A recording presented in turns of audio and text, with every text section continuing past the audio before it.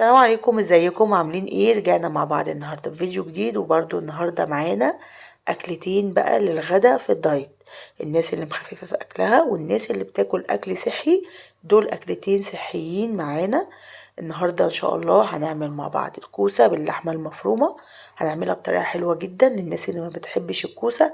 الكوسه مهمه جدا ومهمه جدا لصحه القلب. حلوه قوي كمان في الدايت، هتعمليها بطريقه حلوه قوي، هتحبي ان انت تاكليها. وهنعمل كمان البطاطس المحشيه لحمه مفرومه، بس مش هنعملهم بالطريقه المعتاده للحمه المتعصجه. لا، هتشوفوا طريقه جديده معايا وطريقه سهله وبسيطه. اتمنى الفيديو يعجبكم. لو اول مره بتشوفي القناه، اشتركي في القناه وفعلي زر الجرس على الكل عشان يوصلك كل جديد بنزله. وان شاء الله تعمليها وتاكليها انتي وولادك، هتعجبك جدا. اول حاجه هنجيب المفرمه بتاعتنا وهنحط فيها فلفل وبصل وطماطم. حطيت فيها بصلتين كانوا وسط، وحطيت فيها طماطمية قطعتها على 4، وحطيت فيها قرنين فلفل. ورحت نازلة فرماهم من غير أي حاجة، ملح ولا فلفل أسود ولا حاجة.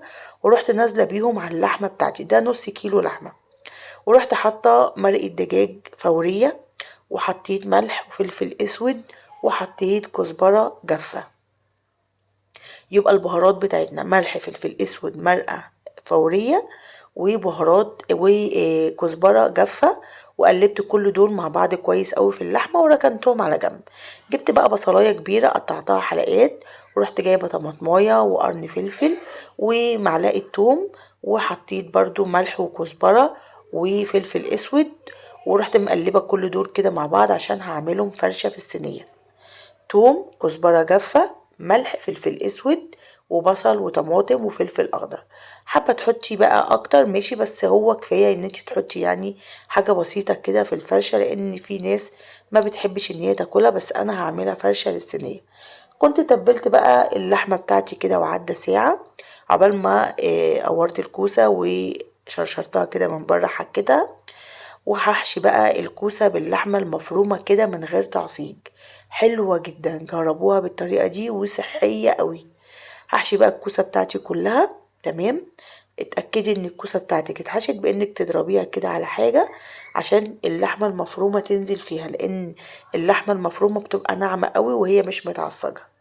بعد كده هجيب بقى الصلصة بتاعتي، طماطم مضروبة في الخلاط او معلقتين صلصة، واحط عليهم مية ومعلقة مرقة دجاج الفورية، واقلبهم كويس مع بعض. واغطي بيهم الكوسة بتاعتي.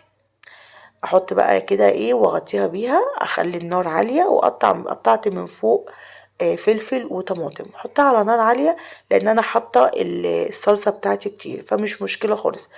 اما تستوي بقى كده شوية وتفضل ان هي تبقبق كده، تعمل فقاقيع، قلبيها على الناحية التانية الكوسة، وبعدين خديها دخليها الفرن. تطلع بقى بالمنظر الحلو ده، ريحتها حلوة جدا وطعمها تحفة. وهتأكليها لولادك عادي جدا وهم ما بيعملوش دايت ولا حاجة، مع بقى الرز بتاعنا الأبيض من غير حاجة خالص برضو. وبعد كده ممكن تحطي لولادك عليه معلقة سمنة بعد اما تغرفي لنفسك. وعملت برضو زيها بالظبط البطاطس، قورت البطاطس، بس انا قورتها زي المركب كده قوارب. وخدت اللي هو اللي طلع من البطاطس ده، تبلته بملح وفلفل اسود وطماطم وبصل وفلفل. وخدت من اللحمه المفرومه وتبلتهم كده مع بعض، وبعد عملتهم زي فرشه كده. وبعدين حشيت برضو اللحمه المفرومه للبطاطس، وحطيت كده على الوش طماطم وفلفل زي كده ايه وش البيتزا. ولو كان عندي زيتون كمان كنت حطيت، بتدي طعم حلو قوي. هحطها على النار برضو، هغطيها برضو بالصلصة بتاعتي، برضو الصلصة وفيها معلقة المرقة.